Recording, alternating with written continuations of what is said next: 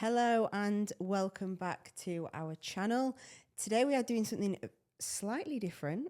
We have lovely Babs here with us in Dubai. Say hello. So we have Babs here with us in Dubai. Babs is one of my great friends and clients, and it's been amazing to have her here. So we thought we would come in to the studio and do a little bit of a chat because we're both very passionate about bodybuilding. We're passionate about the category that we do. We're passionate about growing. We're passionate about being coaches, and thought this would be a good opportunity for us to just share a little bit about how we feel about certain topics and talk a little bit about ourselves and the things that we feel about bodybuilding and being an athlete. So welcome to Dubai, Babs. Thank you for having me. It's very welcome, very welcome.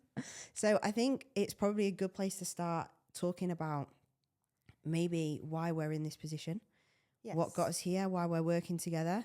And yeah, I mean, how the journey started. And it feels like I've been coaching you forever, but it's not actually been that long. No, it's only been 8 months now. So we started working together in March when I was pretty much ready to stop bodybuilding, stop competing, not stopping bodybuilding, but stop competing. I felt really lost because I worked with a couple of coaches beforehand, and I was in a place, but I just lost direction, and I almost fell out of love with bodybuilding.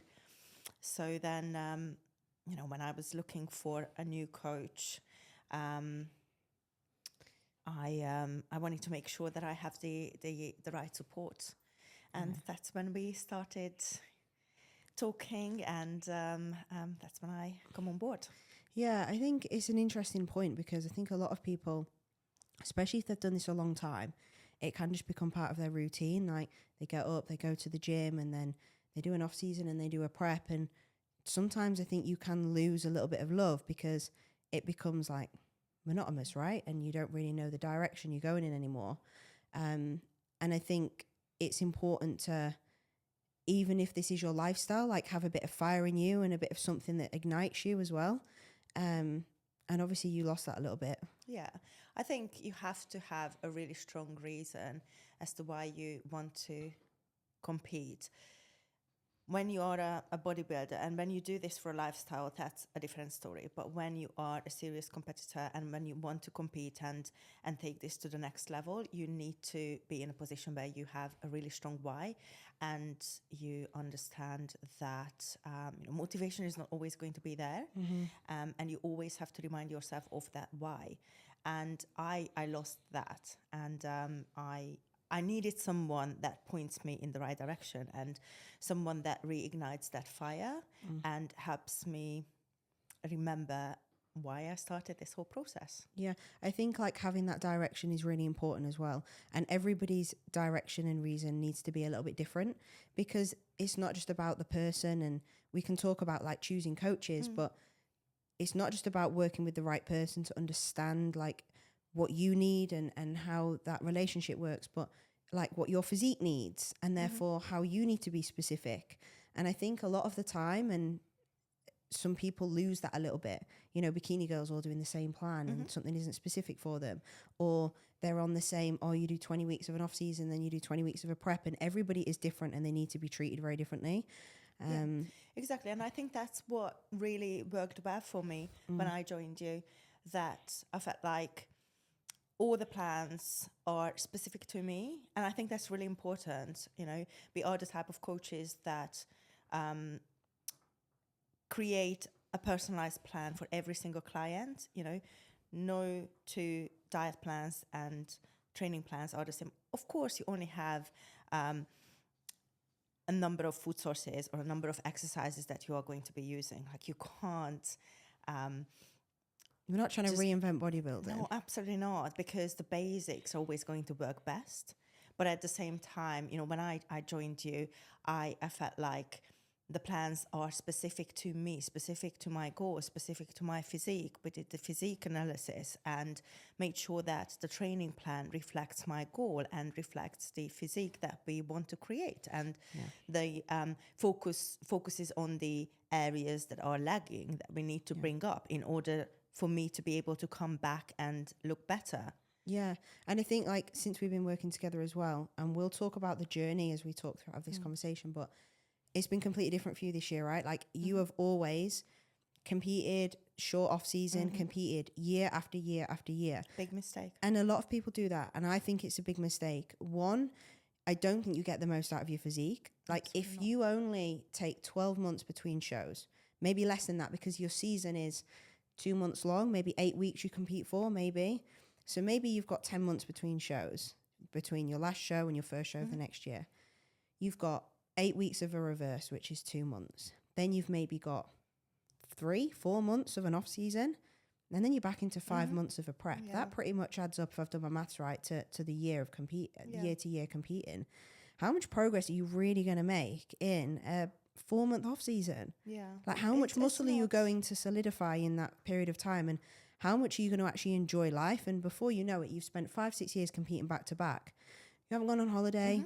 You've only been for one off-plan meal every week for 4 months. And how have you been able to like live a life and make and create memories? And this year for you, we've taken the whole year. Yeah. And that's the first time I've ever done that. And I've been competing for 8 years. And this is the first time that I actually had a proper off season. I made the mistake of competing season after season after season. I think the longest I've ever taken between seasons was 4 months, 5 months. And you know what? I think that's one of the reasons why I fell out of love with the process, because it had no uniqueness to it anymore. Because, you know, prep was all I knew. Like it was literally just prep after prep after prep. Yeah. And you just lose the love for it. You just don't enjoy that process anymore because that's what becomes your daily routine. Yeah. You know, it almost like just your habits. And I that you're think in you got to be ready for prep as well. Oh, 100%. And we had this conversation and, you know, you were like, I don't know if I ever want to compete again. I just hate the process now. I don't enjoy bodybuilding. It's so restrictive. I've just needed like a break. And I think having a long off season gives you that break that you need. And you now, we've been talking about all week, I can't wait to be lean. I can't wait to prep because now you're mentally coming round to the idea of now I'm getting ready to be like, actually, I think I want to diet. Very important. And I'm not talking about little mini cuts. Like the mental capacity to prep has to be there.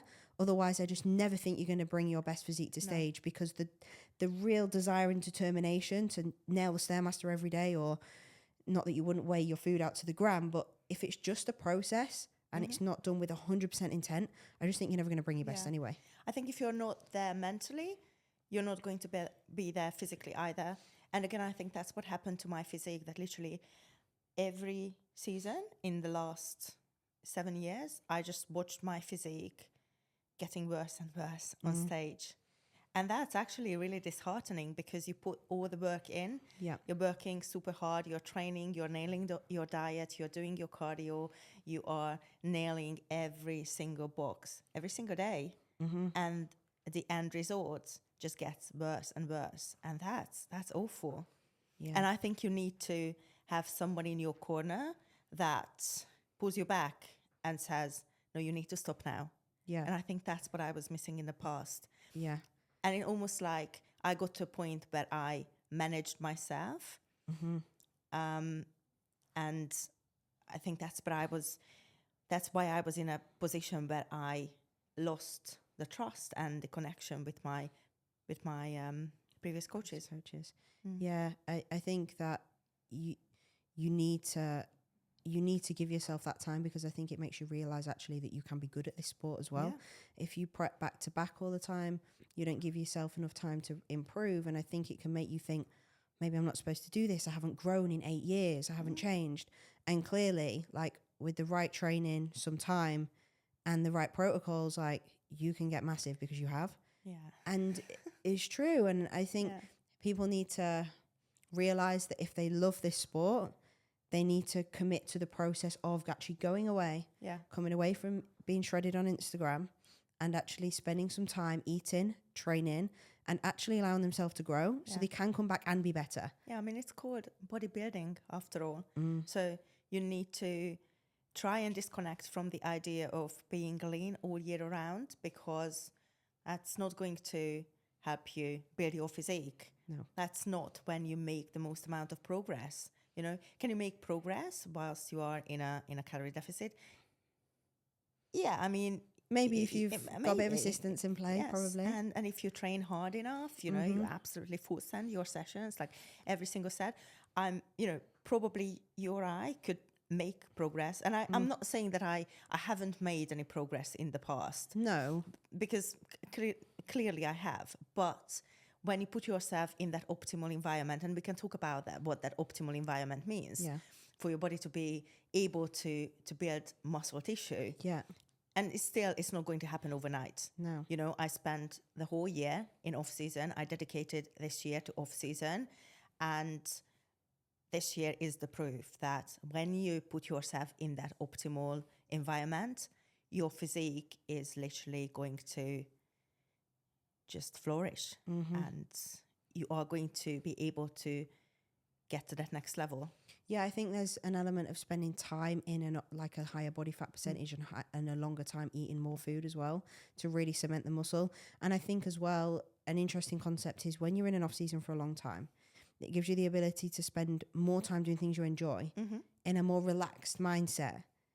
Absolutely. Cortisol is lower. You're less stressed. You're having a nice time. You're going on holiday. Yeah. Like, we know cortisol is like the biggest killer of just anything internally. Like, it's the poisonous drug. And if we can relax and spend a year having a nice time and growing and changing, like, how much progress can you make just also because you're in a relaxed, happy state? Exactly. And let's be honest, what is the only sacrifice in an off season?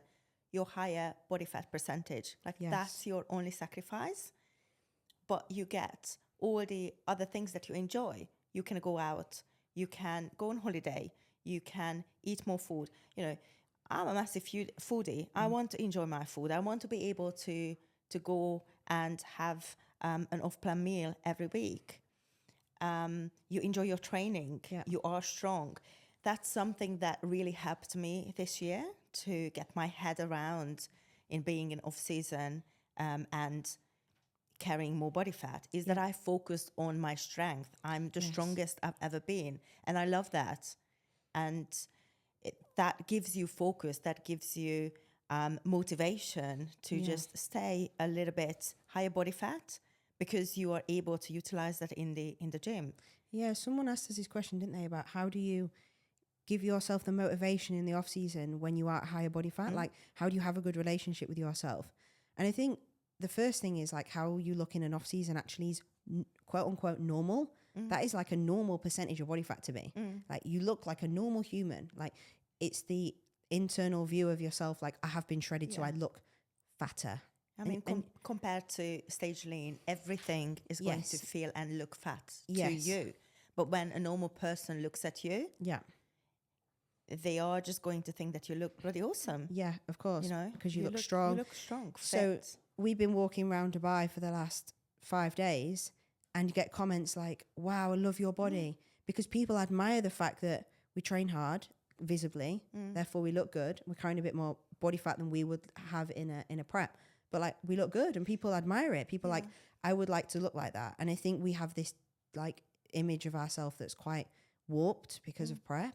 Yeah, definitely. And we need to remember when you're in the off season that if that's the one sacrifice is that you're not stage lean, think of all the amazing things like you just said. Like, you can have freedom, you can go on holiday, you know, we're not doing hours of cardio. Cognitively, like, we feel so much better. Oh, your mood is better. Sleep is better, your relationships are better. Definitely. Like, if you've got like a high pressure job, like it's easier, it's less stressful because you're not depleted all the time. You can actually relax and enjoy life a little bit, and anxiety is lower. And I think we need to celebrate like the wins in that off season setting so much.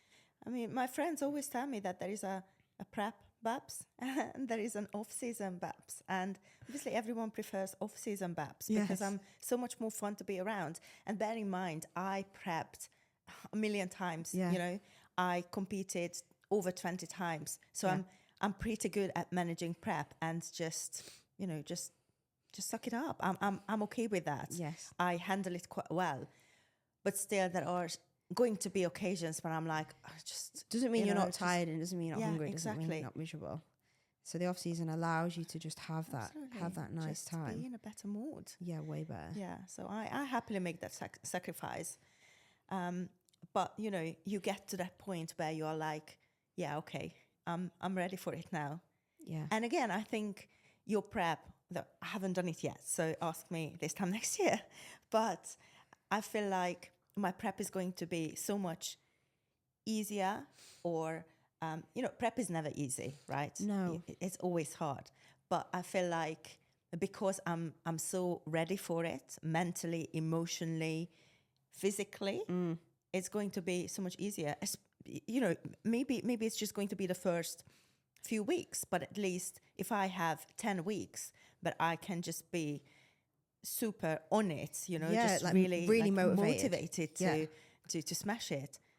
I'm 10 weeks closer. Yes. You know, not from day one, but I'm like, oh shit, I'm dreading the Stairmaster already. Yes. Yeah, the first half is easy, Yeah, right? It's yeah, so easy. It's so easy. exactly. My prep was like that. The first prep I did for wellness, I was like, I was so on it because when I started that prep, I felt like a potato. Like I was 20 kilos above what my stage weight was. And I was like, get me on a diet. And I was motivated. I got up with a spring in my step to get on that Stairmaster because I was like, get me on a diet. Yeah. Whereas this year I was, but I did it for the process. Yeah. And me and you were coaches and we can maybe switch off emotionally and just get the job done. But to me, it was a job, whereas I wasn't particularly like ready to diet. I was like, I can, because I can do whatever. But the year before, I was so ready, and the prep was a dream. Yeah. Like never complained, just got on with it, ate no carbs, like got peeled, and I found it easy because I was so ready to do it. Yeah. And I think you like we said earlier, like you got to be in that mindset for prep. Yeah, both mentally and also physically, you know, like if your food is not high enough, if you're doing loads of cardio, you know, if you're doing an hour cardio every day in off season, if you are not eating enough, if your training is not flying, if your health is not in a good place, if you're not hormonally stable, your prep is not going to be successful. Well, I already know, like, and I can say this, I think, with hindsight for your prep next year, that I think it will be easier than previous preps. One, because mentally you feel ready. But two, like, we've spent time this off season, like, getting health in a good place, like optimizing your hormones, making sure thyroid function is good, like not relying on like exogenous means all the time for things, and actually just getting you in a stable, healthy state yourself. And making sure that then when you go into prep, you're actually optimally healthy. And if you don't spend enough time in the off season, you will struggle when you go into prep because things won't be optimally healthy. Like the longer you can spend with hormonal health in a good position, that's going to really benefit you then when you come into prep. Yeah, absolutely. And that optimal environment is just so important for both off season and prep. Yeah. It's weird, isn't it? Like you need to have that optimal environment. Otherwise your body is not going to build muscle. And also you are going to have a really hard time trying to shift that body fat if your starting point isn't as optimal as possible. Yeah, and it's different with like a natural athlete and obviously an assisted athlete. Like if you're an assisted athlete and you're in an off-season setting and you want physique outcomes, you want to be a pro, and you take assistance, you need to be making sure that in the off-season, like you're correcting your hormonal markers, whatever that might be. Absolutely. And we can talk about what is optimal and what is not optimal, but you need to make sure that when you go into that prep that you've spent time looking at your bloods, making sure your blood markers are good, making sure your hormonal health is good, whether you support that with exogenous means, whether that's like females looking at their looking at HRT, for example, making sure that you go into prep in an environment where it's going to benefit you throughout the prep. If you start a prep in an unoptimal environment, hormonally, physically, from a thyroid function, that's only going to be detrimented as you go through the REDS period of prep when the energy is low and the food input is low. Like it's just going to get worse, and you're not going to have a successful prep because you're going to be fighting your body the whole time. Yeah. And that was the first thing that you told me to do. Get bloods done. Yes. As soon as I joined you, get bloods done. Let's look at your blood panel. And that's what I do with all the clients as well. And I'm sure that that's what you do with all the other clients as well. Because especially as females, we are just so complex, aren't we? Oh my God, so complex. And it depends as well. Like the reason why you need to get bloods done is because you don't know, most people when they first ever get bloods done, as a bodybuilder, as like private bloods in a bodybuilding environment, have never, ever, ever looked into their health that much. Ever. If you've been to the doctors, you've had bloods done, like some of my girls will try and get the bloods done on the NHS side. They don't do full panels. It's not intrusive enough. It's not in depth enough. You've never ever looked at your whole body's health like you do when you get these panels done. And you can find out so much. And it's not just about being in a position where you're like, oh yeah, you're healthy. We can use assistance, or we can do this, or we can do that. I can find all sorts of potential health issues that females have got, and they don't even know they've got them. You know, that could be issues with thyroid. That could be issues with the hormones. There could be so much going on that they don't know. And I can say, do you know what? You're not in an optimal environment to prep. We need to fix these health issues before you can even go into a mini cut. Yeah. Because you won't be responsive in the mini cut because, you know, your insulin sensitivity is really poor. Yeah. You know, your hormones are extremely low and you don't have a cycle. That's not a good environment. That's only going to get worse if we go into a diet. And sometimes you don't know any of this unless you get blood panels done. Yeah. And I think before people, whether you're natural or assisted, you should always get a blood panel done when you, well, if it's the first time you've ever done this, like at the start of your journey, or in the peak of your off season, or before you start prep, to really just understand what's going on. Yeah, absolutely. And work with someone that actually understands what's going on. Yes. You know, because those markers and those results, they might say that you are in range. Yeah. But that's not necessarily the case. That's not necessarily the most optimal range for you. Yes. And we can talk about that. You know, I'm very open about my journey. And when we got bloods done, my hormones were on the floor. Yeah. You know, testosterone levels were really low. Yeah. And look at me, you know, the amount of muscle I carry. Yeah. I supposedly, I could actually be, hypothetically, I could be out of range, right? Yes. Because of what I do and because the amount of muscle I carry. 100%. But I was at the lower end of the range. Of course. And we're talking about like people who are chasing, like us chasing physique goals, right? And you need to understand that like there's ranges for everyone's blood panels, blood work, but especially for you who you're trying to be a good figure pro. Yeah. And previously in off seasons and preps, you've used assistants, and it's not been, when we, obviously bodybuilding's come a long way since previous years. But I think in previous years, like people would just use assistants, be like, okay, here's some Anavar, or let's just do this. Well, actually, can we get so much more out of you by optimizing you as an individual before we even look at assistants? Absolutely. Like, I got your blood panel done and was like, right, okay, well, thyroid isn't functioning amazingly well here. And your testosterone level is actually really low, not just for what I believe you need to be as an individual for the amount of muscle that you've got, but also just as an optimal range to have you in a normal range, like it was low. And therefore estrogen also low, your conversion with your thyroid was low. All these things are linked in the body. So let's fix that first and see how much we can get out of you as an individual by making sure that you as a person are optimal. And so many people can do that. And that doesn't mean people need to take assistance, but it's just look at the bloods and say, what can we do to fix this? There's lots of natural supplementation that can help thyroid function, even like boosting your natural hormones. You can do things that are going to help. Maybe even looking at your sleep, recovery, your food, everything, like can make a massive difference. When we're talking about a physique athlete like yourself that just nails absolutely everything, and you're an assisted athlete, well, let's make you more optimal and then look at what assistance we need, because we can probably expose you to less risk by just making you more optimal. Absolutely. And this year you've ran less actual assistance than you've ever ran. Yeah, exactly. And I think a lot of people make that mistake that they are ready to jump on assistance, which is part of the sport. Yeah. You know, we all know that. But they skip that step of optimizing their health and hormones first. Maybe because everyone just wants quick results. 100%. Everyone wants to achieve the pro card yesterday. You know, people don't really want to put the time and effort and energy into it. I think it's because it's complicated as well, and it does involve investment. So like getting bloods done, investing in a good coach that understands blood work or works with somebody who does. Yeah. I'm very fortunate that I work with Supplement Needs and Dr. Dean, and like he mentors me through this journey of being a coach, and I'm fortunate for that. But if you don't have that ability, book a consult call with somebody who does, or work with a coach who can. And I think because it's complicated, I think a lot of people potentially avoid it or don't understand it.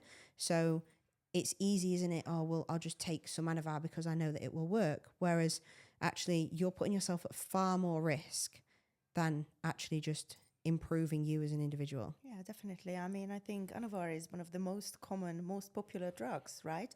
And I think that's because it's a pill. So people think that, oh, it's just a pill. I pop 3 pills and I'll be okay because it's just a pill.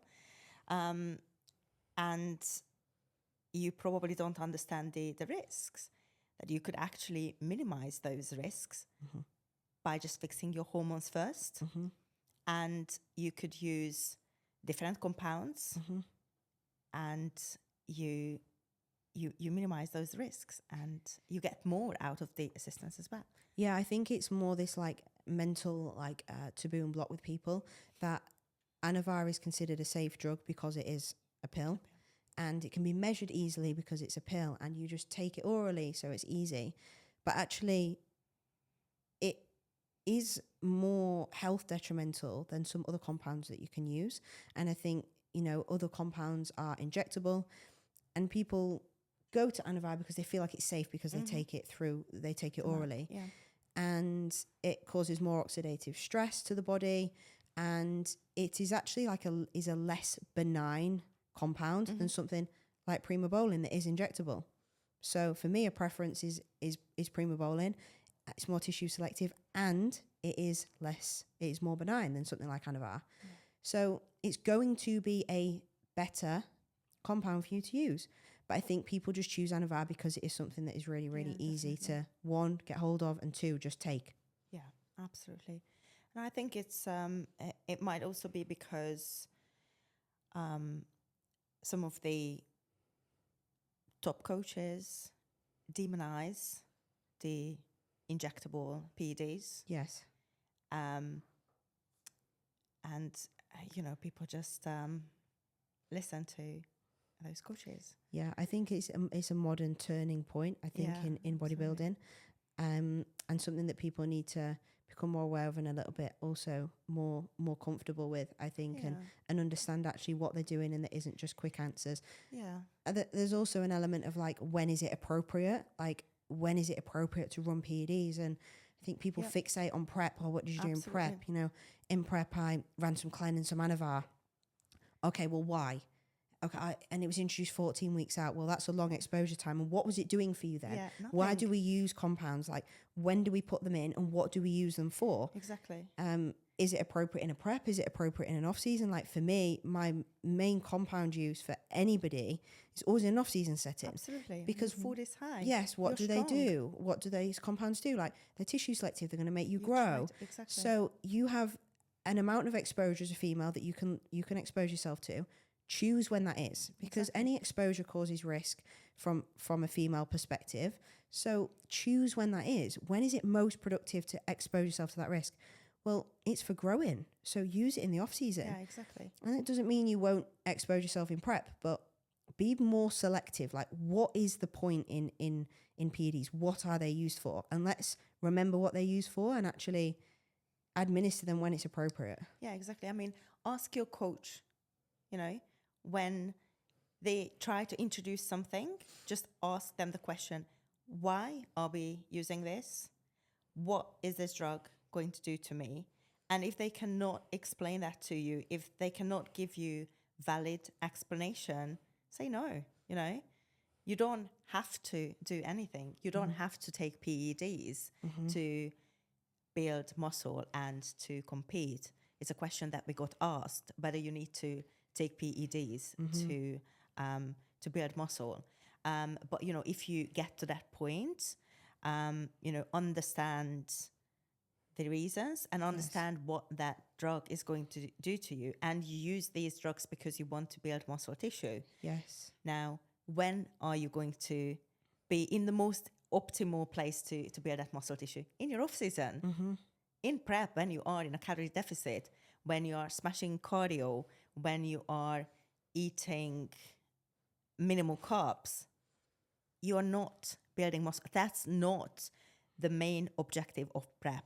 The main objective is to get lean, Is to remove is the body to fat. reveal the muscle that you built in the off season. Yeah. You're not going to build any more muscle in prep. No. And in a prep scenario, you know, androgens are used, of course, but they're used for an aesthetic benefit Different towards the end of reason. prep, and also maybe a strength benefit from when you're at the back end of prep and strength is low, because body weight is, you've probably taken off a quarter or a third of your body weight. So you're going to be weaker underneath a pressing movement or underneath a squat. So for strength purposes and muscle retention, but the most bulk of prep is like remove the body fat and let's get lean. And most of the time in that scenario where you're worried about maybe losing muscle mass, most of that should be managed through correct expenditure and food, whether that's refeeds, whether that's deloads, whether that's pulling back, whether that's making sure you're not eating nothing and doing tons of cardio and your performance is retained in the gym. Retaining your performance in the gym is what's going to hold on to that muscle. Exactly. You don't need to take kind of our 16 weeks out from your show. You need to be able to train hard so your food is in a good enough place to support that, and your cardio isn't absolutely through the roof. And when it's appropriate to refuel you, that's when we refuel. Exactly. Yeah. Exactly. And it's a common question, like when I do questions on my stories, a common question will be like, I think I'm ready to take PEDs now. What do you recommend? And my response is always, have you actually maximized everything else first? Like I have this bit of an analogy of like a pyramid, I call it like the pyramid of progression. Like I have this like analogy that is, you need to be able to like complete the steps before you can even think about taking some androgens. At the bottom, you've got your training. Like if you do not train hard and you do not train consistently and progress in the gym, you don't even worry about your food, which is the next step. Even if you eat terribly and you eat a lot of food and it's not controlled, you'll grow and you'll get stronger if your training is good. Then worry about your nutrition. And then once you've worried about your nutrition, then think about your recovery and how you can really optimize the little things that you're doing. And then maybe look at like non-androgenic PEDs, if you want to use that phrase. You know, what can you do on a daily basis, whether it's supplementation or whether it's non-androgenic things to improve how you are. And then like the tip of the iceberg or the top of that pyramid is your androgens. And I think even competitors, especially first timers, even people who are doing their second season, I sometimes don't even think they've got the bottom of the pyramid nailed down. No. I'll take on new clients and I'll be like, send me your training videos. And they've been competing for 2 years. And straight away I'm like, that is not a good set. That is not an optimal way to perform it. You're not taking it to failure. You're not actually maximizing you as a natural person before you can even think about that. Yeah. And some of these people are already taking PEDs. Yeah. So you need to revisit what you're doing and make sure you're maximizing everything you can actually do. And I think it's because people look for like a quick answer. I train in the gym, I do this, this, and this. And they've gone from level 1 to level 100 like in a year. Yeah. Like we've been doing this a long time, you know? Yeah. My first show, I was completely natural. Yeah, exactly. And I work with a lot of slightly older ladies, and they think that they have a lot of training age and training history. So they think that their training is on point, their nutrition is on point, and then they start sending me training videos. And even at an older age, there is still so much you can do, so much you can achieve by just fixing your training, just making sure that you train with intensity, that you are performing the movement with correct execution, that you understand the concept of training to failure, not leaving reps in reserve, and just having that person-specific training plan. There's so much you can do that you can achieve with that. Yeah. And I think even like you say, that we say even some competitors need to revisit that. Absolutely. And having a fresh eye. And it, you know, the same thing like translates into your prep. Like before you're looking to like just support yourself with PEDs, are you still maximizing your training? I think there's a real neurological block for people that once they're in a calorie deficit, they think that they've lost strength. Oh, I'm in a deficit, like I'm not as strong today. You are as strong. if you pick up the same weight, you will move it for the same reps. If you tell yourself you will, like you can. It's different when you're 4 weeks out and you're peeled and you're light. But if you're just starting your deficit and you're just making your way through the first elements of prep, you can continue to progress your movements through most of prep. Absolutely. It's all in your head. It's all in your head. But you also need to make sure that you don't let one bad session or one bad set ruin your entire week or dishearten you. You know, we all get bad days. I have bad sessions as well. Yeah. But I can't let them dishearten me and think that, bodybuilding is not for me just because I had a bad session. Yeah. You just need to block that out. Happened. You can't change it. Just move on.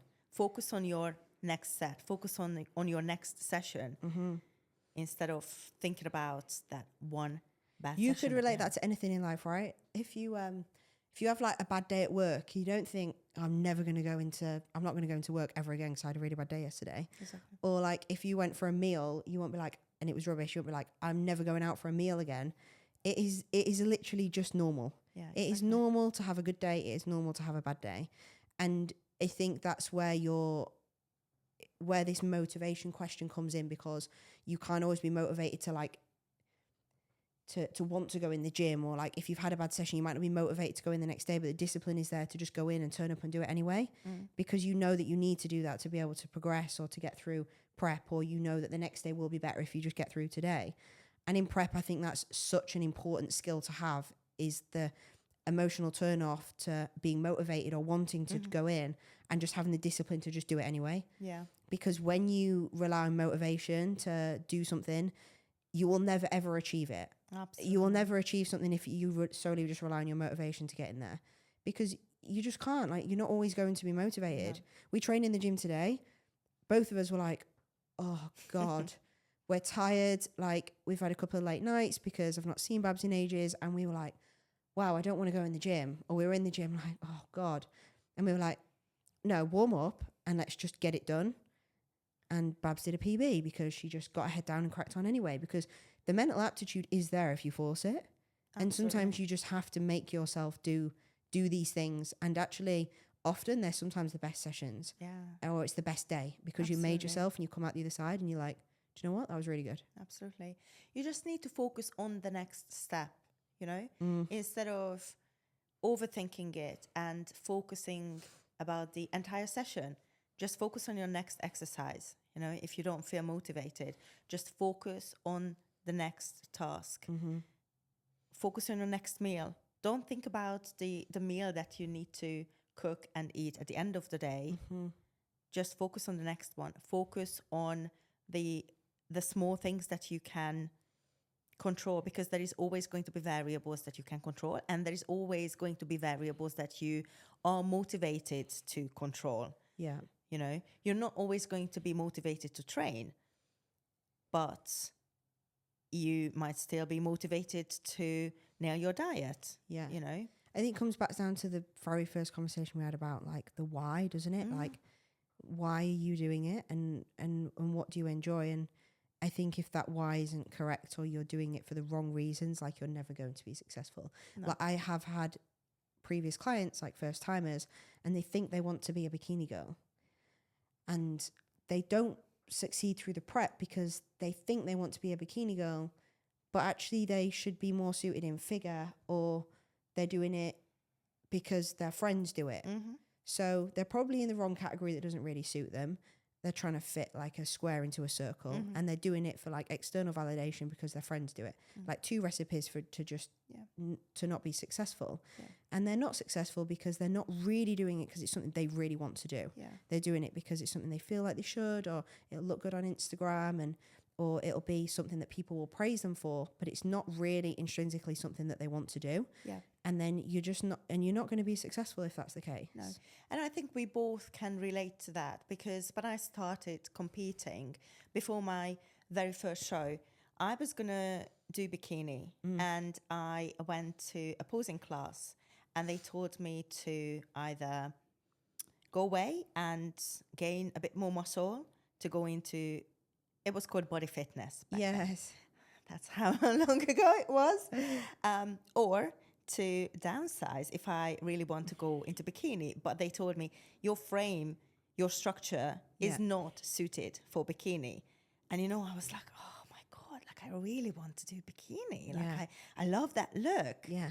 But then I went away and I was like, well, okay, what do I enjoy? You know, downsizing means that I will be eating dust and I will be doing shitloads of cardio. Like, how do you lose muscle, right? And also, that's just defeats the whole point of doing bodybuilding, because 100%. The reason why I started competing was because I absolutely loved training hard. That's what I enjoy, you know? And that's what helps me get through off season as well, that I just absolutely love training and getting strong and moving big weights in the gym. So it was a no-brainer for me. I'm not going to do bikini because I don't want to be doing hours of cardio and downsize and lose the muscle, the hard-earned muscle that I built. So I'm just going to go away and put more muscle on, and I will actually compete in the category that is more suited for my physique. Yeah, 100%. And it comes down to what do you do 99.99% of the time? Exactly. What you do every single day needs to give you happiness. Absolutely. Not the 30 seconds on stage, which is literally what it is. It's a minute. Exactly. It's the first time you're on stage for a minute, right? Exactly. So if you concentrate everything on that and you don't enjoy what you do on a day-to-day because you're trying so hard to fit that at the end, you are not going to enjoy the process. You're not going to be successful. You're not going to be successful, and you're just not going to enjoy the process. So revisit what you really enjoy and do that. And wherever that sits you. I think people get a little bit scared. You know, people have said to me, I did bikini as my first show, and then I went into wellness, and now I'm doing figure. People said to me like, oh, do you want to go into figure? Do you want to do that? Is that a look you want to have? I was like, do you know what? It's actually irrelevant, because I'm not attached to the look. I'm attached to what I enjoy, what I'm actually good at. Because if you're good at something, you will excel in it because it makes you feel good. Yeah. If you do something that you're not very good at and you do it consistently, and you're never going to particularly be very good at it, because let's be honest, genetics do play a role in these things, it's going to be disheartening turning up all the time and not doing well because it's not where you fit. Yeah. So why don't you excel in something you're actually supposed to do, or you're going to be good at? Because although at first you might think that's not what I want to do, think about how much satisfaction you're going to get from something when you realize you're actually quite good at it, and realize it gives you enjoyment every single day. And like, I love muscle and I love training, and I'm quite happy to be warm, and I walk around with big delts. I don't care. But I wasn't like, oh no, I don't want to look like a figure girl. I was like, well, I love training. I get to be a bodybuilder again. And if that means I'm going to be good in that category, yeah, I'll chase that category. Why would I not do that? I mean, it also means that we can go and have Cheesecake Factory after we finish recording the podcast. This is true. If you're a bikini girl, you can't do that. That is very true. That is very true. It's true. And I think you just got to sometimes like go where the body wants you to go. Absolutely. For me, this off season already is like crazy different. Like my last off season, my peak food when I had a high day in the peak of my off season was not even as much as what I eat on a rest day now, 12 weeks post show. And that is just because I'm utilizing my food so well, because I'm training where my body wants to train and I'm using it. Yeah. Like my composition is better than it was last year already. And I'm eating far more food. Like I'm challenging some men on what they're eating. Yeah. And that's because my body's just utilizing every single part of the food that I'm eating, because it is what my body wants to do. Yeah. When I was training for wellness, I trained extremely hard, but I just didn't adapt and grow there like I do with the upper body. So my body is so much happier now. Yeah. So it's going to be a more successful year already. Yeah, absolutely. And the more muscle you carry, the more food you will be able to eat. Yes. Your look is going to be better. Your starting position for prep is going to be more optimal. Yeah. And you are going to find it easier to get lean. And your end look is going to be better as well, because a lot of people struggle to get lean. And the reason for that is because they don't carry enough muscle. You can only get as lean as your muscular development allows it, you know. Yes. If you don't have the muscle density, if you don't have enough muscle, you're never going to be peeled. 100%, 100%.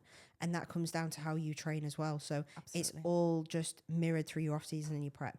If you don't get the bottom of that pyramid right and you don't train properly in the off season, you're not going to grow as much tissue and you're not going to retain as much in prep. And then you're also not going to drive as much fullness and condition to the muscle as you would if you did train so well. And it's just never going to produce a very good look. And I think when people get the advice that they need to take a long off season and they don't take it and they're like, well, I'll go to another coach and then they prep. Like sometimes you just need to take on board that this sport is actually quite hard and it takes a long time to be good at it. It's not something, unless you really are the top 0.5%. Yeah. You're not just going to turn up in bodybuilding and be at the Olympia within 12 months and be extremely good at this and carrying a lot of muscle. You've got to dedicate time. So if that means you've got to take a year off, take the year off. Enjoy it for all the reasons, like going to the Cheesecake Factory in the middle of your off season and just have a nice time. Yeah. And just know that when you do eventually stand on stage, you will be better. Yeah. The problem is that a lot of the judges and even the coaches are not going to tell you that you need to take a year off, because your feedback is actually that you need more muscle. You know, when you compete and you receive feedback from the judges, it's never really going to be that, oh yeah, you looked great, but you need another 5 kilos of muscle. They are going to say, oh, you need to be a little bit fuller. That actually means that you need more muscle. Yes. You know? Or they are going to say, yeah, condition, you know, you need to be a little bit leaner. Again, you need a little bit more muscle so you can get a little bit leaner most of the time. Most of the time, yeah. Like you can be extremely lean everywhere, like peeled everywhere. Lower back is in. You can have soggy glutes, and I promise you, because I've prepped some of these girls, it is not for the fact that they are not conditioned. Yeah. If you have not got muscle somewhere, there is no muscle to see. Like there isn't any muscle to see. You know, if you've got no delts at all and you take all the body fat off, there isn't going to be any conditioned muscle there because there isn't any muscle there. And it is so true. You know, in order to be able to get conditioned, you've got to have a good amount of tissue. One really good example I give of this is like, you look at open class bodybuilders, right? You're like, how ridiculously lean is he? Look at his glutes. Like, how do they look like that? How do the quads look like that? How do they look that conditioned? How do the hamstrings look like that? It's because they have got so much muscle. Yeah. They have got so much muscle that once that fat is removed, there is so much pushing against that skin. So you can see every single grain of detail. And that doesn't necessarily mean he's any leaner than maybe the figure girl that's standing on stage. But his hamstrings are 3 inches deeper, so they just look like there's so much more there. And when they have that much muscle, you can also carb them up properly. Yes. You can fill the muscle out. And again, that's just going to give you that look of being leaner. Yeah. And I think as a competitor as well, like you've got to have realistic expectations with regards to that. Like if it's your first show, and this is something I say all the time, but realistic expectations, if it's your first show, doesn't mean you're not going to be competitive, but it does mean that this is your first show. So take the ridiculous win that you have got in condition for you, carrying the muscle mass that you've got and displayed it to the best of your ability. And that right there is like your level to then work up from. That's your start point. Yeah. And enjoy that and be grateful for it and celebrate the achievement. Yeah. Because it's not about that trophy at the end. If they didn't award any trophies at the end and they didn't give a place in, just how you look is your award and your achievement. Yeah. And just understand that it'll only get better from there. Yeah. I mean, if it's your first season, please don't tell me that you are going to win your pro card. Because it's disrespectful. You know, you don't understand the amount of work and time and effort that goes into it. And I find it really disrespectful, to be honest, because people think that it's easy, you know, it's not easy. Look at most people, most pros, they go for years. They chase that card for years. So when you just start competing, when you are at the very beginning of your journey, please don't say those things. It's really good to have big ambitions, you know. You can dream about that pro card. You can dream about stepping on the Olympia stage. But just don't use those big words that I'm going to go for my pro card, because it's disrespectful. Yeah, it is a journey and it takes time. Yeah, exactly. Also, you need to understand that it's not about the pro card, because trust me, that pro card is not going to change your life. You know, No. you turn pro, and then what? You Go know, back in the gym you the next go day. back to the very bottom of the next level. You Yes. have to start it all over again, because the gap between a good amateur that just won their pro card and the pro level, the pro ranks, is huge. Massive. It's massive. Like, chances are that you turn pro, you are never ever going to win a show again, No. or even place top 5. You know, because the pro level is just it's next level. It's so high. Yeah. And that's this is again comes back to like, why are you doing this? Mm-hmm. If you're doing it for the pro card, if you're doing it for the clout, if you're doing it for the celebration from somebody, you won't be successful. No. I do this because I love it. I love the process. I like getting lean, to the point where once I'm lean, maybe this is disrespectful, but I feel like I've completed prep. I'm peeled. I'm like, great, I'm done now. Yeah. I'm ready to go into an off season. And I'm not actually that much concentrating on the stage or even winning, because for me, it's the process. I'm like, I got peeled. That's what prep's about. I'm here now. Yeah. And then once I'm there, I've won that. And then I go into off season. Yeah. I'm like, I've built muscle. I've done that. And I do it because I love that cyclical thing. And that's it. I love the bodybuilding journey. And you have to love that. And that's got to be the reason why you compete. And if I never win my pro card, I don't care, because it isn't going to change my life. It doesn't affect my business. It's not going to change everything. Would I like it? Yes. Would I like to be good? Yes, of course I would. Would I then like to go into a pro show and be good there? Of course I would. Who wouldn't want that? But am I that attached to it that I'm going to completely chase it? I'm going to let it control my whole life? Absolutely not. I'm just going to continue to make progress. And if it's meant to be, it'll happen anyway. Exactly. Because also the reason why you want to do well as a pro is because you want to have that physique, you know? That's why I want to come back. I don't really care about the placings anymore. I used to have this goal of stepping on the Olympia stage, of course, right? Yeah. Like, you turn pro, that's your next step, that you win a pro show and you go to the Olympia. And I would still love to do that. Yeah.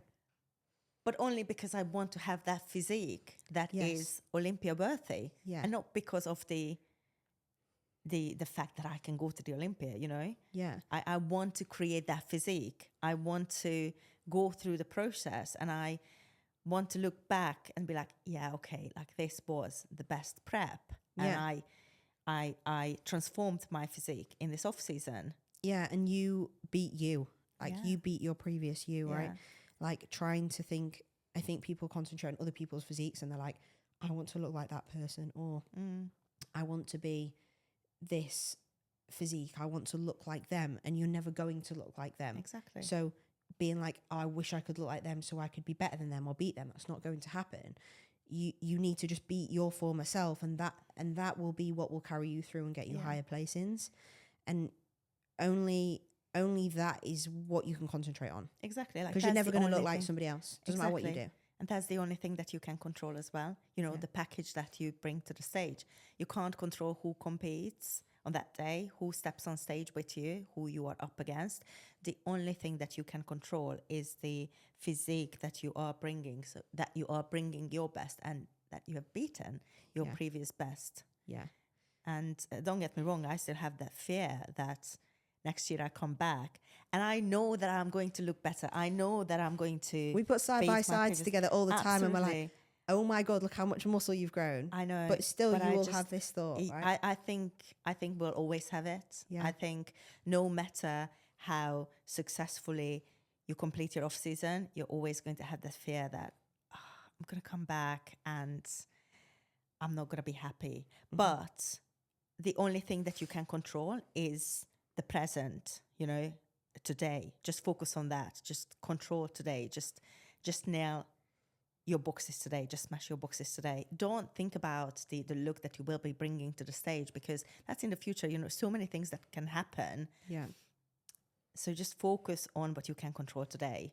Yeah. And when your actions are in line with what you want to achieve, then you can just hold your hands up and be like, well, you know, I my could best. not have done any more Yeah. to bring a better package. That is the mindset you've got to have. I think that is probably the pinnacle of what makes bodybuilding for you or me or anyone successful, is literally how you think about it. Yeah. Like how you think about your prep, how you think about your off season, how you treat like the way that you do things, if you take them seriously, if you don't take them seriously.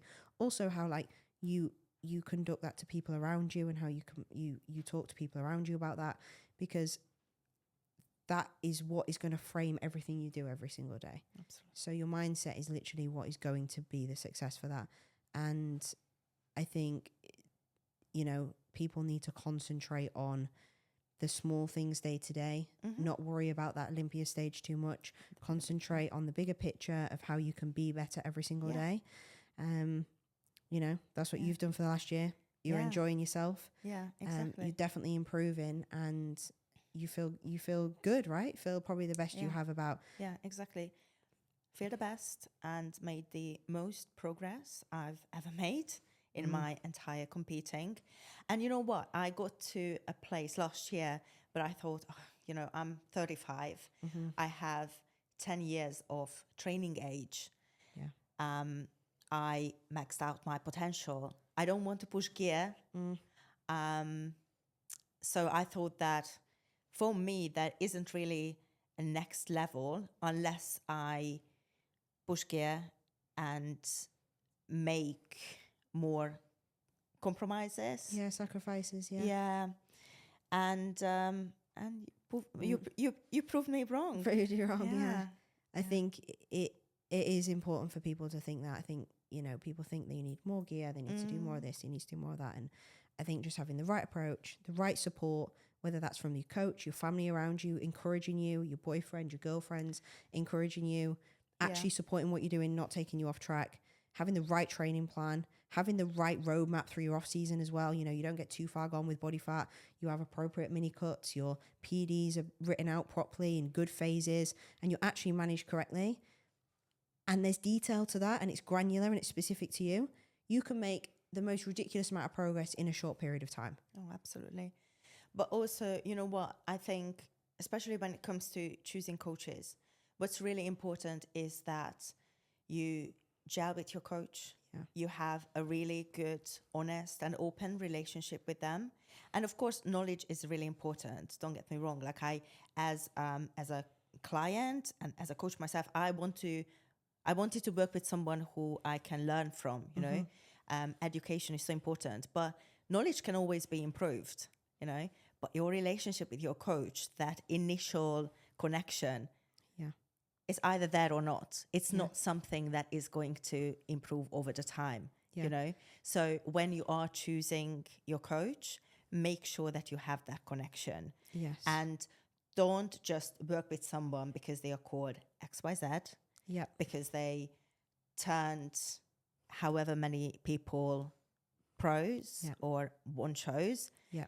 It's completely irrelevant because that's not your journey. Yeah. And everything needs to be person specific. So of course you want to work with someone who is knowledgeable, who knows what they are talking about and what they are doing. Yes. But that connection is so important. Yeah, I agree. And I think that it comes down to your ability as well, I think, as a female, to be able to express yourself. And not everybody feels like this, but I think a lot of females, and one of the reasons why so many of the girls that work with me, including yourself, work with me, is because you feel like you can be open, you can talk to me about things. If there's a problem, you can talk to me about it. If it's hormonal, even if it's not, if it's just physically about how you feel, like, I think there's a comfortability factor with females because you think that they can relate to you because you're female. Absolutely. I think that's the main thing when you're working with a female coach, you know, that they can relate to you. Same with my clients, you know, they are confident to and comfortable to come to me and just talk about anything because they know that I've been there myself, or I had a client that's been there previously. Yeah. Yeah. So, 100%. Well, I have very much enjoyed the year so far coaching you. And all I've gone on about, enjoy being your client. apart from the Cheesecake Factory that Babs is about to demolish after this, I've been talking all week about how I'm excited for her to prep next year because I just feel like she's made the most crazy amount of progress. Together, we've made amazing progress. Like, we've fixed so many things, whether that's hormonally, whether that's even training to an extent, like how we execute training. Yeah. We've done a lot together, and the growth has been crazy. Yeah. I mean, that's already a win. A massive win. So that's already a win. for me, I'm excited. I've loved having her here in Dubai, and I think this chat's been amazing. But yeah, I'm excited for prep next year. I'm pretty sure that we start prep in 4 weeks. So that's fun. So double dose on the Cheesecake Factory tonight. But understanding as well, that cheesecake isn't going to ruin her progress or ruin her off season. You can have a nice time whilst you're in prep, in an off season, not in prep. Definitely can't have cheesecake in prep. So enjoy your off season. Enjoy your off season. So yeah, don't be afraid of a nice thing. Taking a long off season and eating the cheesecake. Detach from prep. Yeah. Because this is the fun part. You know, get strong, eat all the food in Dubai, and have a nice time. But thank you for coming to Dubai. No, thank you so much for having me. We are going to wrap up. Thank you for watching. If you've got any questions for either of us, obviously drop either of us a message. You can find me on Instagram at Mads Raw and Babs. Body by Babs. On Instagram. So if you've got any questions, just drop us a message. But we're going to go and eat cheesecake now. So thank you very much. Thank you. It's okay.